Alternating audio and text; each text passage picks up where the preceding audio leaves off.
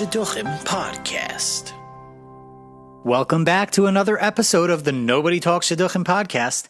I am your host, Yonah, along with my lovely wife and co-host, Chani. Hello, we're back. And of course, our esteemed leader, IJ.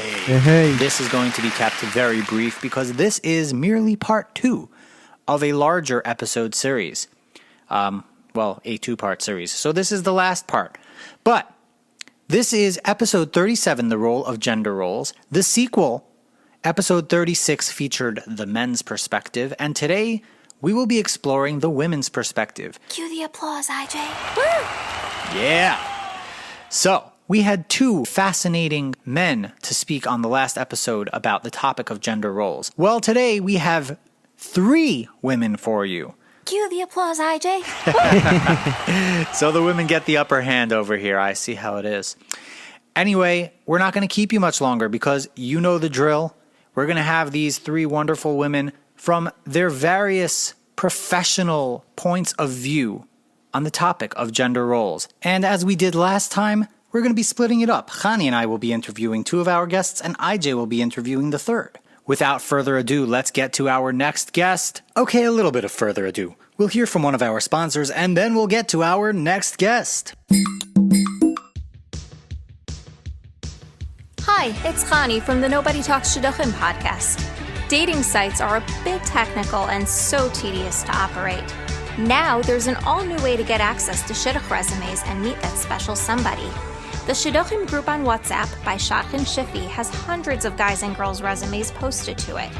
Resumes are posted, and you can contact whoever posted that resume if you're interested in going out with that person.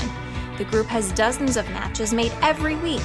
To join the group, WhatsApp 443-333-7363 to join the Shidduchim WhatsApp group by Shadchan Shifi.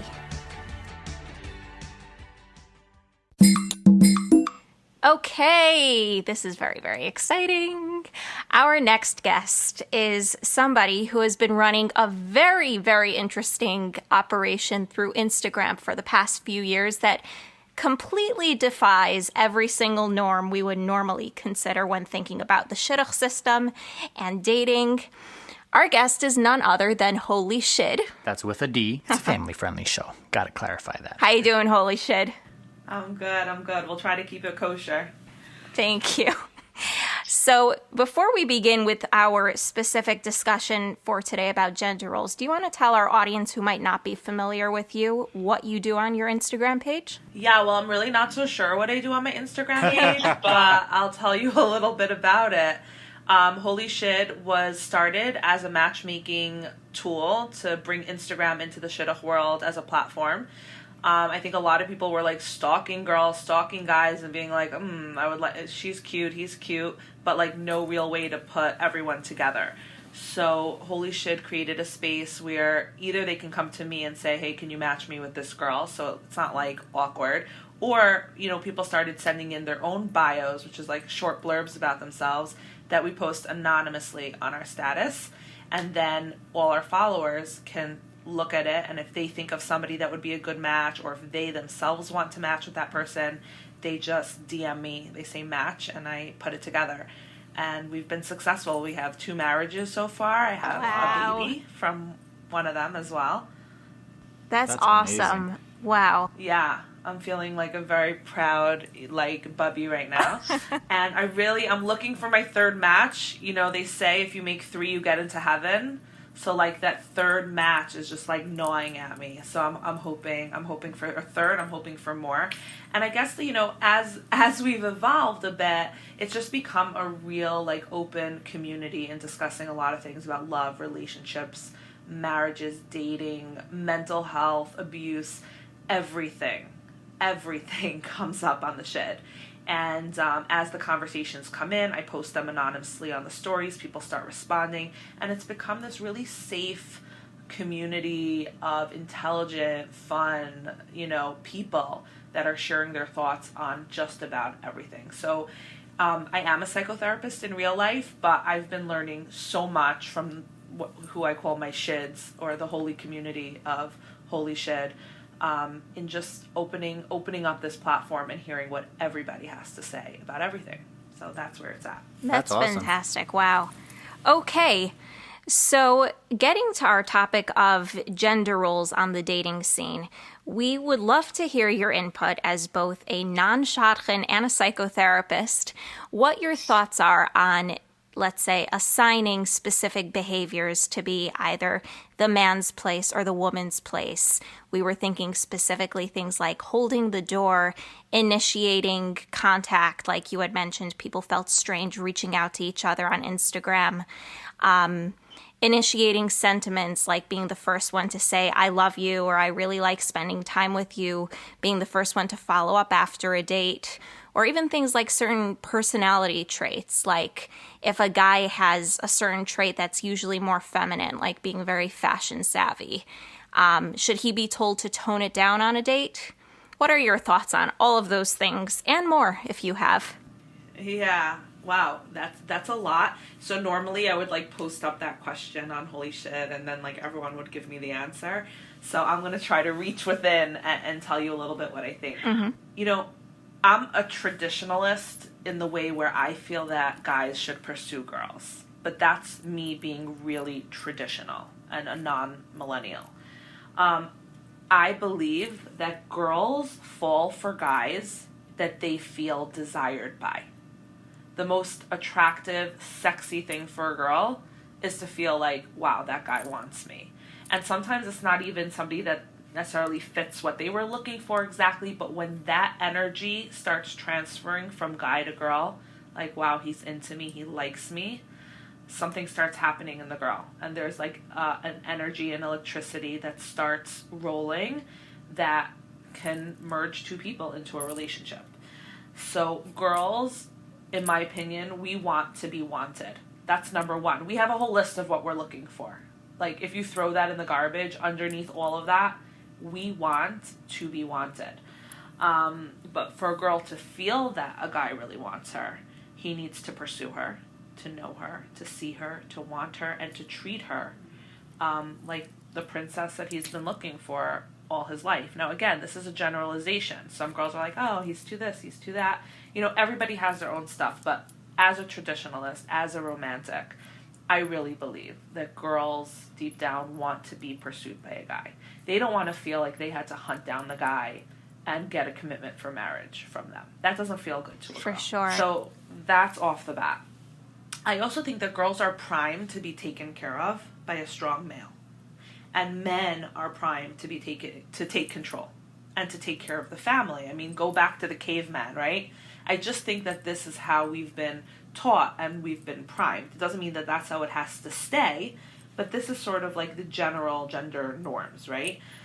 So for a girl to be taken care of by a guy, this means the guy is going to be cleaning his car before picking her up, you know, paying the bill, opening the door. This signals that the male is ready to take care of a girl.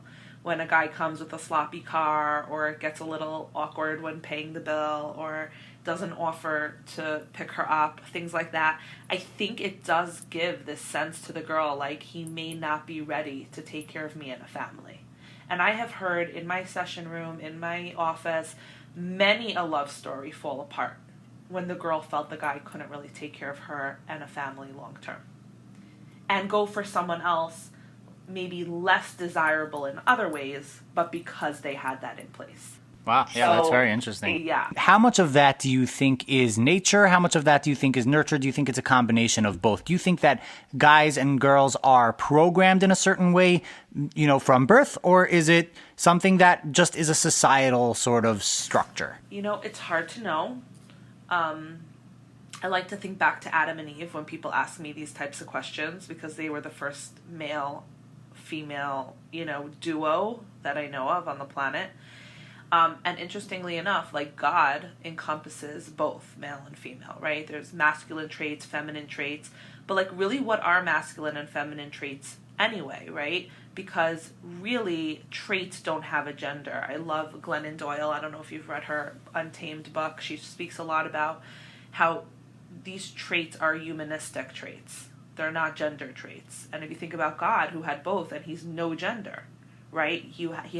God is both compassionate and punishing, right? We know that he's both father and king. So we, I think, as a society have like put boys into one cage and girls into another cage, and it's not that they have different traits, it's that we only allow certain expression of traits for guys and certain expression of traits for girls. So if traits are non-gender specific, let's say there is a female who has a very strong dominant personality, who's very assertive, or who's really used to being the one to take charge and take care of other people, would you say it would be wise for her to tone it down on a date? Like, is there any point to that?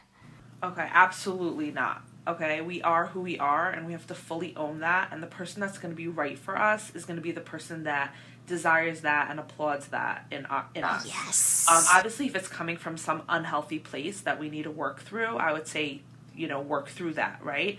But if it's coming from a healthy, fully vibrant, knowing yourself, your soul kind of place, you never want to tone that down. I mean, you have to be fully alive in a marriage to have a fully alive marriage. So I'm not into toning anything down. The same would go for a guy if he's like a little bit more feminine or fashion savvy or into stuff. I would never tell a guy like calm that, like, tone it down, turn off the volume on that, because then you're not going to find the girl that's right for you. You need to be so fully you to attract the right person into your life. So it sounds like, assuming that, all men and all women are attracted to and put off by the same qualities and traits in the opposite gender is not necessarily extendable to all situations.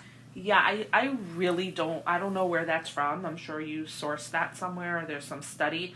Like, I really don't believe that. And, like, to the point of this conversation, there are going to be girls that are going to seem to have more masculine traits, and there are going to be guys that are going to seem to have more feminine traits. There's a lid for every pot. The guy that's more feminine might attract the more masculine girl. Who knows? But to start altering who we are to try to attract some version of something that we think is out there for us makes absolutely no sense. There's no gender specific qualities. So somebody who is fully possessing all their qualities will attract the person that complements that and that wants that in their life. That's like, great. I hate to go here, but like you can go cut for this it out and edit it out. Do it, like, do it. Think about like same gender couples. Mm-hmm. Is one of them the guy and one of them the girl? Like, they're both the girl. So like, what attracts them to each other? Interesting. Right? So like, if you think about that whole theory sort of falls apart. I mean, that's kind of in line with my very unscientific thought process, which was a marriage, is when a man and a woman become a team. So within that team, there's hopefully a pool of different traits and not just repetition of the same thing. Someone's got to be good at managing finance, and someone's got to know how to do home decor, and someone's got to know how to coordinate a children's wardrobe. And I feel like as long as those traits are there somehow, it doesn't necessarily matter who exactly is bringing them to the table, as long as they are a component, because that's how a successful, functional relationship and family. Well, I would challenge that. Like, that doesn't really sit so comfortably, like, with me. Maybe, like, those specific examples. Like, there needs to be nurturing, and there needs to be compassion, and there needs to be passion, and there needs to be responsibility. Like, these are traits that I think are ingredients, and there's many more traits for successful relationships. I think it's okay if neither person knows how to put together a child's wardrobe. You can hire someone to do that. You can make a phone call. You can get advice. You can just like copy what someone else bought. Like, there are ways to get around these kinds of things. But the humanistic traits, or what I would like to call godly traits that God has, infused into our humanity through our soul, those need to be there.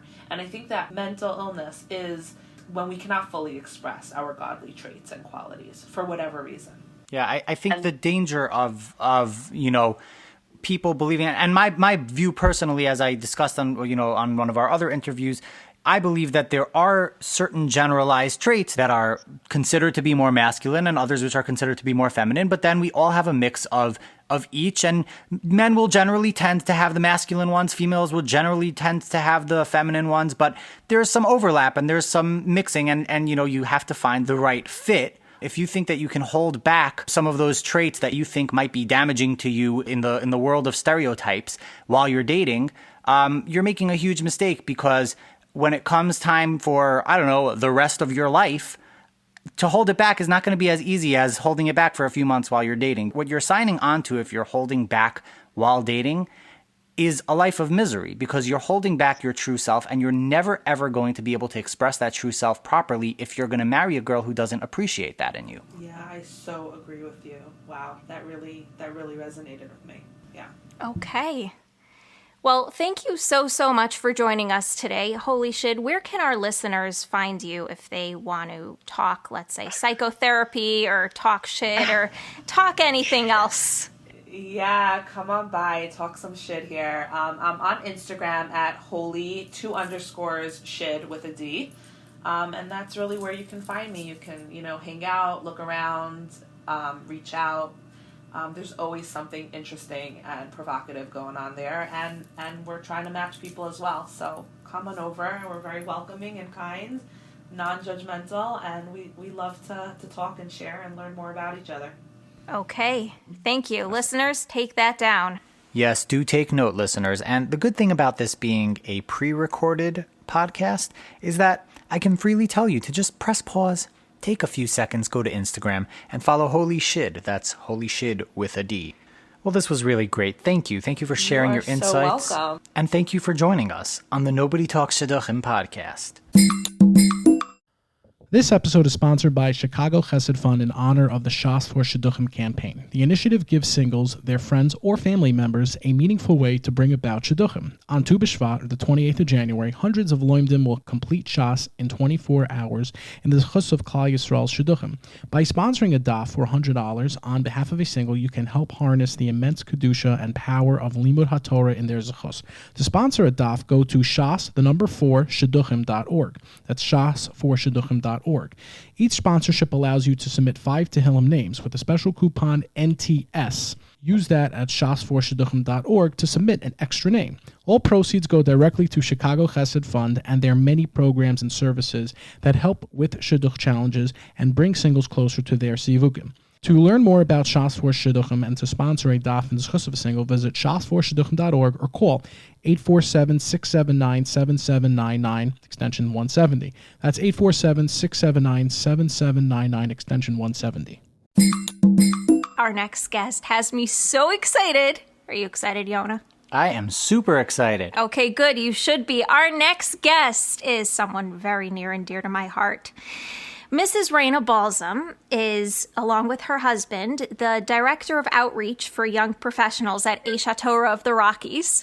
And we are so privileged to have her on with us. Hello, Mrs. Raina Balsam. How are you doing this evening? Doing great. Thanks for having me. So good to have you with us. Welcome aboard. So, tonight's topic is about the role of gender roles in dating and marriage. Now, I'm sure as someone who's very active in a Kiruv community, particularly with a younger Kiruv community, the question might come up pretty often for you, correct me if I'm wrong. What are the Jewish perspectives, Halachic perspectives on the roles of specific gender roles in dating and marriage in the Jewish world? Is that something you get asked at all? Yeah, I would say that I have a lot more experience in kind of just observing the situation from the secular perspective, just from like casual conversations that we have with our young professionals about their social life, their dating life. I have some perspective and a bit of an opinion from what I've observed so far.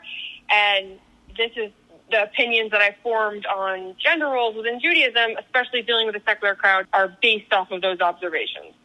Okay, so if you wouldn't mind sharing some of them with us, we'd love to hear what you think are some of the differences between the ways in which gender roles are manifest in a Jewish religious dating relationship versus a secular one. Do you see a difference? There's a huge difference in the way that the secular people date and how the mainstream Orthodox date. And that's really, what I find the most heartbreaking to me when I'm dealing with my young professionals, because they have no system and they're totally on their own in a sea of just millions of people. There's no shadchan. There's no middleman. It's like them swiping on all these like dating apps, and that's how they find someone. And there's no looking into each other, and there's no middleman. So that really is a huge impact on pursuing one another. I would say is like the biggest impact, because let's say if you do want to continue, it really forces either the girl or the guy to man up or woman up and say, hey, I had a great time. You want to go out again?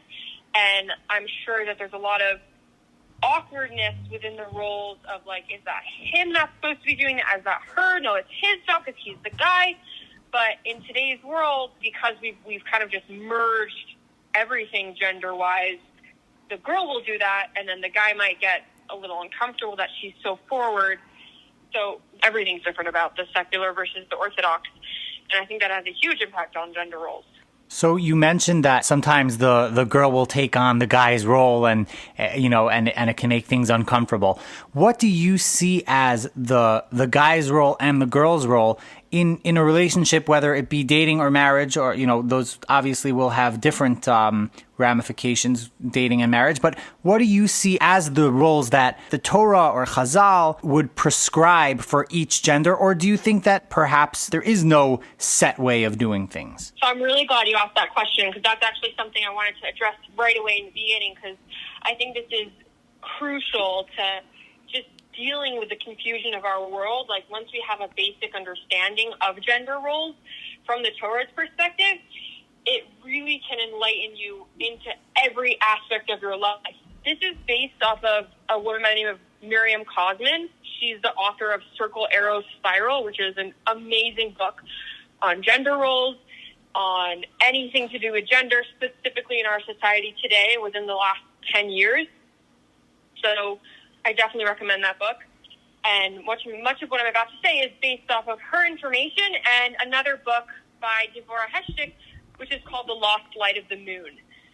So they talk about in these two books how there are two concepts, a concept called female and a concept called male. And it's not specific to physicality. It's not specific to a person's organs. It's not specific to, a person's emotions, logic versus emotion. What it is it's a concept, and it can be applied to everything in life. Like, the moon is female, the sun is male. Like, it even applies to concepts in Judaism. So that's kind of how, right off the bat, the Torah is teaching us that gender is not just related to people. It's a concept that relates to everything in the world. And what that tells us is that gender is something that can be defined and is not defined necessarily by a person's physical makeup. It's something defined by ideas. And so let's talk about what those ideas are defined by. So first is male, and that kind of is defined in the Torah as being a mashpia, which is literally just meaning to give, to produce, and to give, to fill, right? And the female concept in the Torah is defined by a makabel, a receiver. So what's interesting is kind of going back to Miriam Cosman, how she describes it, is she says that in another way we can define this concept is that a concept of female is being. It's a circle. Nowhere to go, nothing to do, just being all there, fully present in the moment. And the concept of male is an arrow. It's accomplishing, it's doing, it's always striving upwards. So I'm sure you're probably thinking, Raina, that's crazy. I know so many women who are super accomplished and they're always striving to do better. And I know so many men who are so mindful and so present and so good at being in the moment. And that's 100% true, because another super important thing to understand is gender is a spectrum. The Torah sees gender 100% as a spectrum. It's not all or nothing. There is definitely a all or nothing component to the physical aspect, and innately there's an all or nothing concept, but there is so many components. Like, a female can have many masculine components and vice versa the opposite way.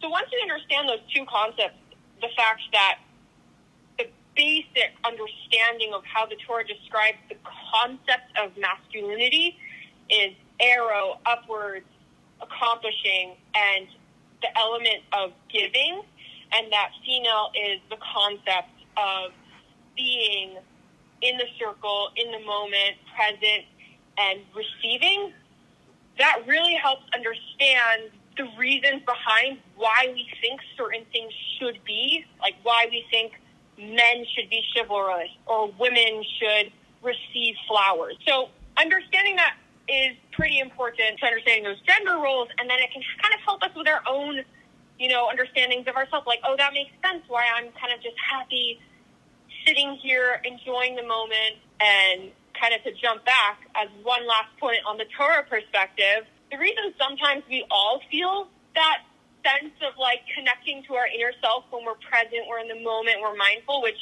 as we defined earlier was a female concept. Like, that's weird. I thought that was like, so why should men feel that? It's because ideally when Adam and Chava were created in Gan Eden, it was the world of circle. It was completely female world. There is nothing they had to accomplish. The whole goal, it was just connection, being present, connecting with Hashem. And it was like it was like pure Shabbos, right? They had nothing they needed to accomplish. They just needed to connect with Hashem. And that is circle mode. And so the world was originally designed in the circle mode. But once Adam and Chava sinned, they were kicked out of that perfect circle mode, that perfect element of the Gan Eden of connection.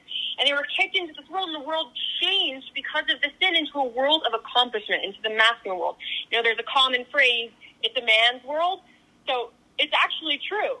The world is now a world that values accomplishment. Interesting. We define Wow. people through the male's eyes of that. It's sort of evident from the fact that, once they were kicked out of Gan Eden, Hashem, basically, he didn't say it in male or female terms, but he said, now you're going to have to work the ground. And he said, now the man is going to have to work the ground to get sustenance. That was not a thing that had to be done before. And we see that after they were kicked out of the garden, only then did they have to do that. And whose job was it? It was Adam's job. So I think it's pretty fascinating. It seems to fit in pretty nicely. Absolutely. And to take it even a step further, what's so interesting is that was what we valued for so long. But what I find the coolest part about that whole like epiphanic idea of a man's world versus a woman's world is, as we get closer to Mashiach, as our world is evolving into those last 6,000 years, into the final 7,000th era of the Mashiach era, we're actually shifting slowly back into a female world. We're beginning to value, as a community, as a world, as a whole, we're beginning to value things like mindfulness, like communication, like being in the moment. Like, that's such a trend these days. Like, especially I hear with my young professionals, like, I practice authenticity. I meditate on my mindfulness. That's such a female trait. When I say female, I mean like the concept of female, not necessarily like woman versus man. So it's kind of really cool to see that the world is slowly shifting back to how Hashem originally wanted it, by us valuing these things, by communicating, by seeing the value in what a woman can bring to the table, like especially in the workforce, having therapists in school systems, that's a female trait of connecting, of being, of understanding. And the world is beginning to value that. And eventually we'll get back to that perfect Shabbos, that Shabbos, like the full Shabbos circle moment, because that's what the ideal is. So and once we know that, and this is kind of the key thing to take out, is that whole idea that can be very esoteric, is that understanding that, yes, we are in this male world right now, so we do value accomplishment, we do value getting things done, and, the man has to provide, and the woman has to provide because now she's in this accomplishing world. So I think that this is so prevalent to the dating conversation because, especially kind of from the girl's end, she can look at herself and be like, maybe I'm just running after this career because I'm in this world that values accomplishment. And maybe my inner desire is just to sit and be, or opposite. It could be I value accomplishment because I'm in this accomplishing-oriented world, and I understand that. That makes sense. Like, some women feel so guilty saying they want to be a stay-at-home mom, but they can understand, like, no, that's the female concept of just being and just existing. Some guys might not want to date such an ambitious, career-oriented girl, but if they understand, like, that's the world we're living in, and she's taken it and she's flown with it, and it's not something to be afraid of, it's something to value, and the girl can look at that and be like, oh, I'm super accomplished, I'm super goal-oriented because that's the world Hashem put us in right now. But my most important value is the value that I bring to the table of empathy, of communication, of connection. And when she's more in touch with that, she'll have more success in connecting with her innate gender role.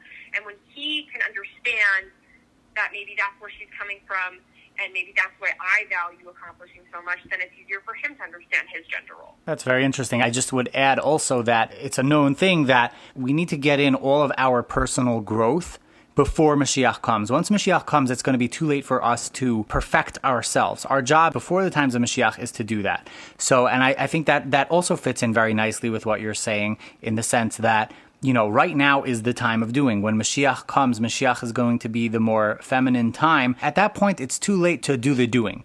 You've had your chance to do the male side. Right. Now it's female time. It's time to bask in what you've accomplished and not try to produce any further. What I'll probe you on is male and female being concepts. You sort of touched on the idea of how it ties into the actual physical genders. But I'm going to probe you a little more on that. You know, it seems like what you were saying before is that we each do have a bit of the masculine and a bit of the feminine. And this is something that we actually discussed in the guys segment of this episode. But what do you think is the overall role, even though there's going to be variations between each individual person? Some people are going to have more masculine traits, some are going to have more feminine. But it seems apparent that females will generally tend to have more feminine traits, males will generally tend to have more masculine traits. What are certain roles that you think are important for a man to embrace, and some roles that you think are important for a woman to embrace, at least in general? Or if those are completely arbitrary and there are no specific gender roles to be assumed by either male or female party. So what's so beautiful about the concept of makabel and mashpia, it's understanding the power of the receiver. Understanding that to be a receiver, which is so contrary to our world, our secular world, and how we see receiving as like, I don't need anything, I'm independent, I can't take anything from anybody, or it'll show that I'm weak, that I'm lacking. And it's kind of like the whole concept of vulnerability. It's that in itself is courage, because it's coming to terms with yourself and saying, I can receive, and that doesn't imply that I'm lacking. It means that I'm giving an opportunity to be given to. And that is such a fundamental idea in relationships as a whole, because once a partner, and as you said, Connie, like that kind of can be mutual. Once both partners in a relationship can understand that concept, that being given to is a gift you can give someone, that blows apart all gender roles, because as a makabel, you're being a mashpia, and as a mashpia, you're being a makabel. You're giving something, but you're receiving the fact that she's let you give, or he's let you give. It's a circle. So this beautiful interwoven circular relationship of the receiving and giving aspect. And if you can get to the root of a makabel, it can be a mashpia as well. And if you can get to the root of a mashpia, it's really also a makabel as well. That is so beautiful. And Yonah, I think that kind of relates to your theory that you had mentioned on our very first episode on the podcast when we spoke about giving to somebody while you're dating. We specifically spoke about it in the context of birthday presents, but it really did something for us. Raina, you weren't on that episode, but when we had originally spoken on this episode about our experiences on the Shidduch scene, we spoke about the benefits that we saw from giving to each other through the dating experience and how that really, increased our connection and feelings for one another. And I think that based on what you just said, it really goes both ways. It feels really good to be the one giving, and it also feels really good to be the one who gives the other person in the relationship a reason to be the giver. Absolutely. And I would definitely add to that anybody who is currently dating and you're dating someone who has a birthday coming up, recommended give a birthday present. It's or a belated Hanukkah present. It wasn't that long ago. Or that. Any closing thoughts for us, Raina? This was so good. I don't want to let you go. I don't think our audience is going to want to let you go either. Agreed. So, yeah, I do have one closing thought. I would want to end with anyone who's struggling with, specific elements in gender role. Like, I'm so good at supporting my family. Why do I have to be the one that should stay home in the marriage? Or I am not good at making money. Like, why can't I just stay home all day like she does? Like, if anyone's really struggling and they're in a gender role when it comes to marriage, when it comes to, you know, the dating scene and like what you want out of marriage based off of the gender roles that we have, I think the biggest key to get through that is emunah, because it's understanding that the soul that God placed in your body is the one that he decided. He decided that you, your soul, who you're defined by, is meant to be in this body. And that means that the struggles you're going through is what's going to make your soul whole, is what's going to make your soul refined, and is what's going to make you the best person that you can become. Fall back on emunah and realize that this is what Hashem designed, and try to find, like, what does he want me to learn from that? How does he want me to grow from this situation that I'm in, this gender element of the world that I'm dealing with? And that might help a little bit. Amazing. Thank you so, so much. And if anybody would like to hear more from you or be in touch with you, if you're comfortable, any young professionals on our show, do you have a preferred method of contact? Absolutely. You can email me at rainabalsam@gmail.com. Okay, and that's Raina with an A. R-A-I-N, like what falls from the sky. A, balsam, like the vinegar without the I-C at the end, at gmail.com. Yeah. Very creative description. Yep, there you go. Thanks so much. Hey, this is Yonah from the Nobody Talks Shidduchim podcast. Did you like our new jingle? Well, thank you. I wrote and sang it, but my vision would never have been realized without my talented buddy, Hillel Kapnick. At Uptop Recording Studios in Muncie, Hillel takes your musical dreams and transforms them into reality. I can personally attest to his talent and general awesomeness. Hillel is available for song production, musical arrangements, vocal recording, mixing, mastering, and more. He's also a DJ and a one-man band, so no matter what your musical needs are, Hillel is your man. For more information, check out his website at hillelcaps.com. That's HILLELKAPS.com. And follow him on Facebook and Instagram.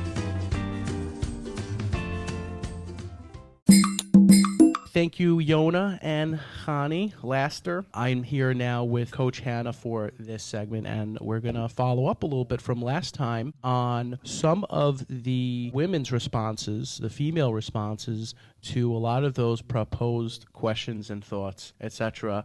Coach Hanna, we're always happy to have you as me and Avery's number one dating coach, and hopefully our listeners as well. Welcome. Thank you. Thank you for having me again. Always good to be here. You're just like a main guest. You just know that. You know, you're tenured in.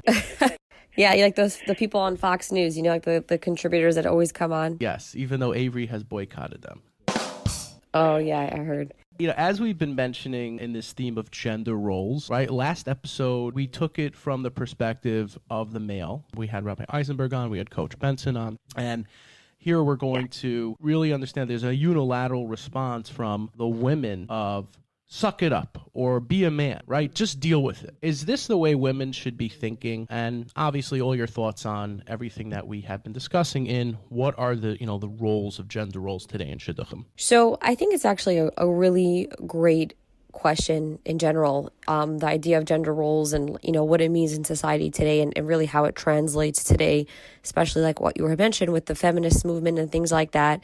I think one important thing to really keep in mind is to not really box yourself in the idea of gender roles, with the idea that, oh, you know, I'm really supposed to be doing this and he's really supposed to be doing that. Because I do feel like when you do that, you really don't allow yourself any, you know, wiggle room, I'll say, to really go outside that box of what your role is supposed to be. So if you're going to, you know, if you're in a relationship and you're going to say, oh, well, the guy is really supposed to be the one to take out the garbage, make sure that I have gas in my car and things like that, then at the same time, you want to say, oh, well, I don't always have to have dinner ready. It's not that big of a deal. Like, I should be allowed to get takeout and things like that more often than not.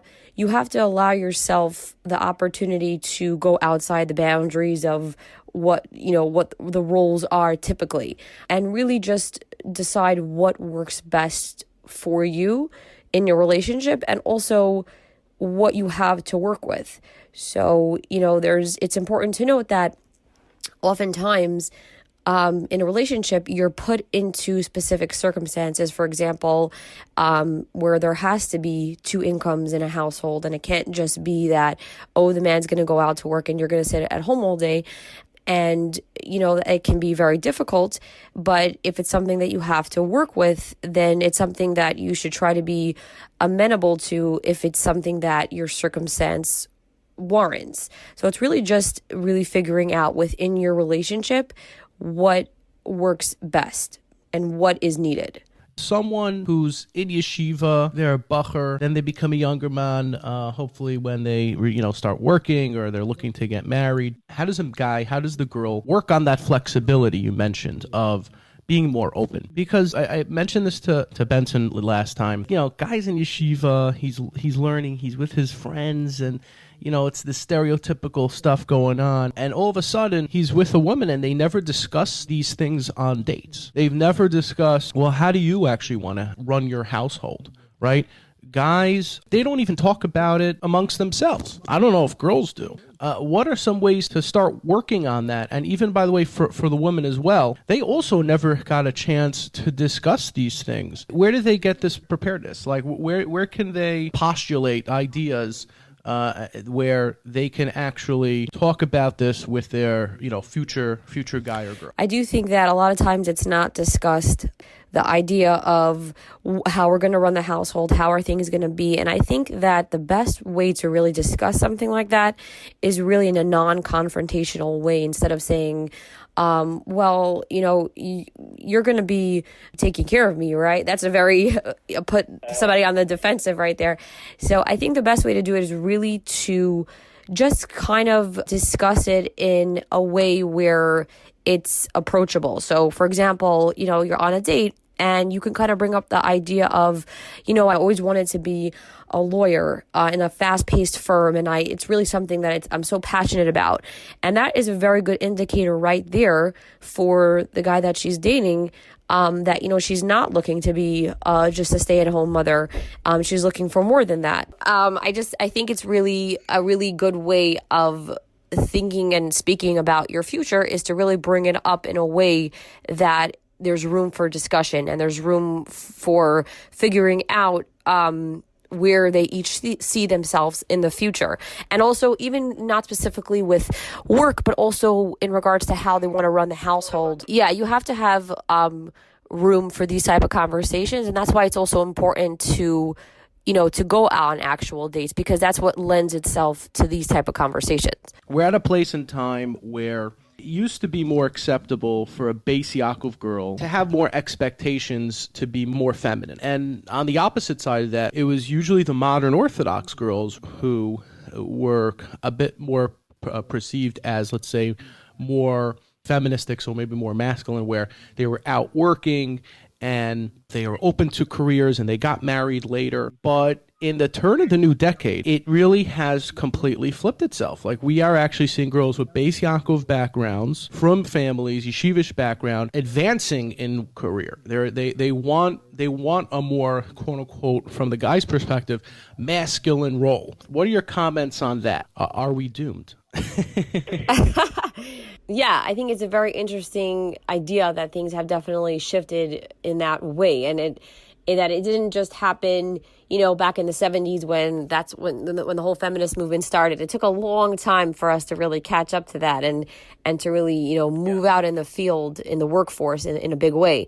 I think at the end of the day, something that's really important to keep in mind is that you have to be happy with where you are in life, because that's actually going to spill over into your family life, into your daily life, and that's what's going to make your home a happy home.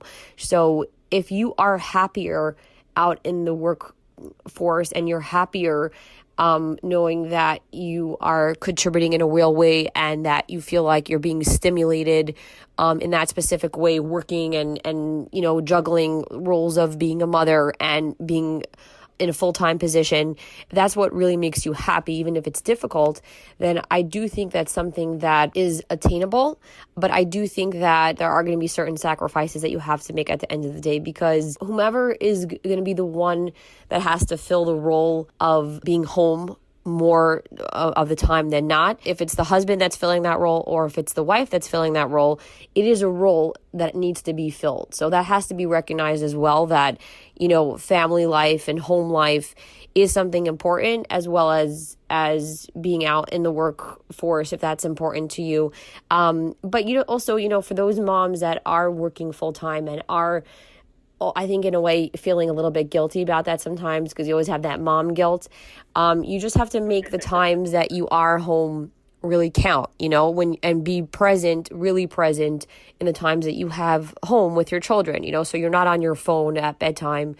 If you only have bedtime to spend with them, you're actually there with them, talking to them, and your phone is completely away and you're just having a conversation with them. And I have to say, more often than not, bedtime is actually the best time to have the best conversations, because that's when your kids are really just focusing on you and talking to you and not trying to run all over. So whatever makes the relationship work and actually make both parties happy is what really has to be considered. And I think that's also overlooked a lot of the times, the idea of what actually makes somebody happy, not what they're supposed to be doing. I'm supposed to be home, I'm supposed to be working, but what actually is making them happy. Because at the end of the day, I really do feel like if somebody is happy, then they will put in the effort in every direction that the effort is needed, in the home life, in the workforce.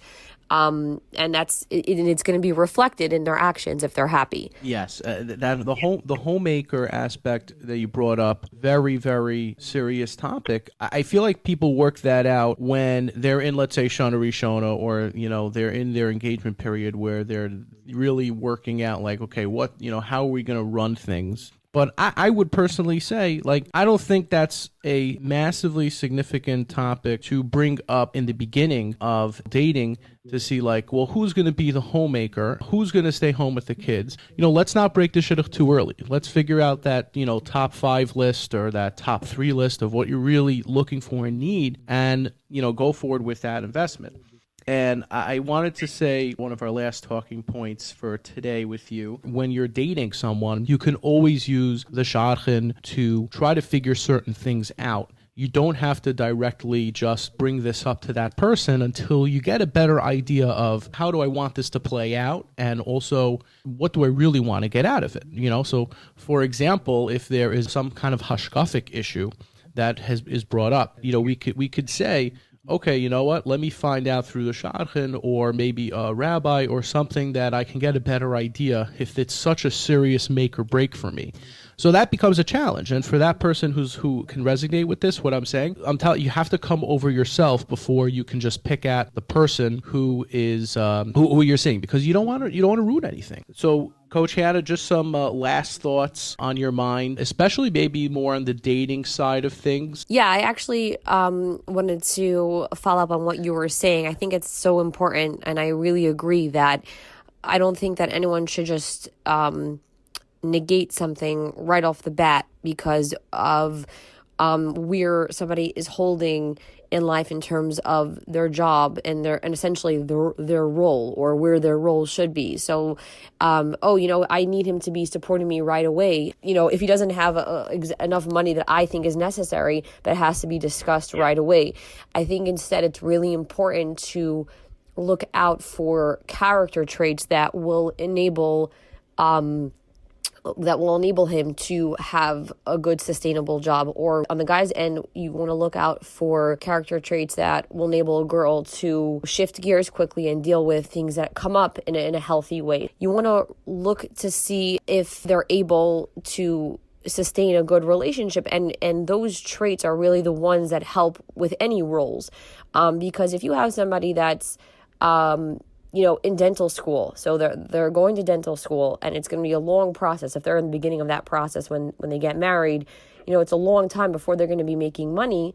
So in the beginning of the relationship, the woman is kind of the one that is the breadwinner. And then once he's actually a dentist, you see that role shift. So you really want to look out more for attributes and things that will enable a sustainable relationship, as opposed to whether or not somebody's fitting the roles that they're assigned to. Right. If a guy is going back to school or taking on an apprenticeship, whatever it may be, yeah, there's always that scenario as well. That's really, I didn't even think about that one. And here I am, the host. Okay, Coach Hanna, I really appreciate it, you coming on and discussing these imperative, significant topics. And we thank you for coming on. Yep. Thank you for having me. Thank you, IJ and Coach Hanna. Awesome. Great stuff. Honestly, what better way to end than that? Thanks again to all our fantastic guests. Guys, if you haven't listened to part 1, The Guy's Perspective, highly recommended you listen to that as well. And I think that's it. IJ, cue the theme song. Nobody talks, nobody talks, nobody talks Shidduchim.